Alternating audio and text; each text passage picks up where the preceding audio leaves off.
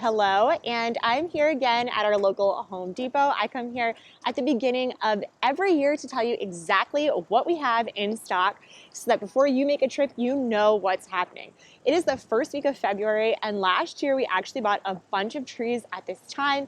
It's a great time to get trees because a lot of them are still dormant, so you can go ahead, grab the ones that you want while they still have them in stock, because later on in the year they can get pretty picked over, so you can make sure that they have exactly what you want the way you want it. So let's get into exactly what they have at our Home Depot. There's a pretty good selection, some new things that they didn't have last year, and some trees that I wasn't expecting. So let's jump in and we'll see what we got. Here is the first inventory delivery for our Home Depot store.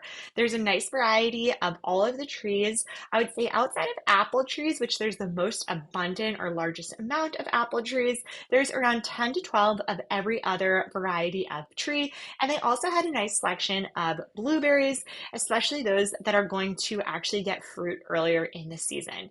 I noticed that majority of the trees, except for at the end, are around $69.98, which does align with last year's pricing, and oftentimes can be a lot cheaper than if you go online and purchase some trees.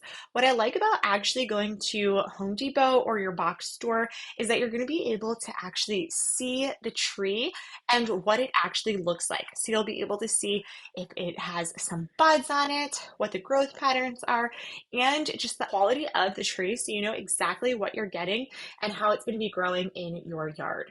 Something that I noticed this year that I'm starting to see a trend towards more at our Home Depot is there's a lot more dwarf versions of trees.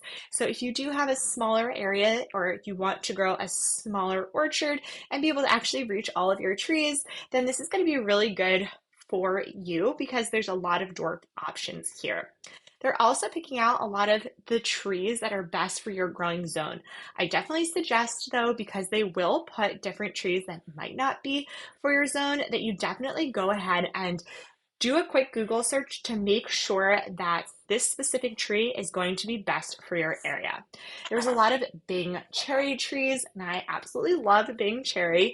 We actually got the ones from Home Depot last year, and they actually had some fruit on them. And I know $70 can be a lot for a tree, but if you think about how expensive cherries actually are, just a few years of cherries and you've probably made your profits back on it.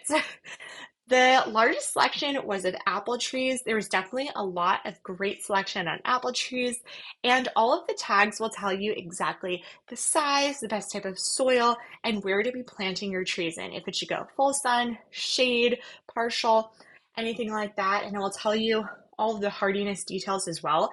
So if your area does get quite chilly or stays warmer, you'll know exactly what you should be planting in your area. But a really great selection of apples, and you can see here just like rows and rows and rows of apples.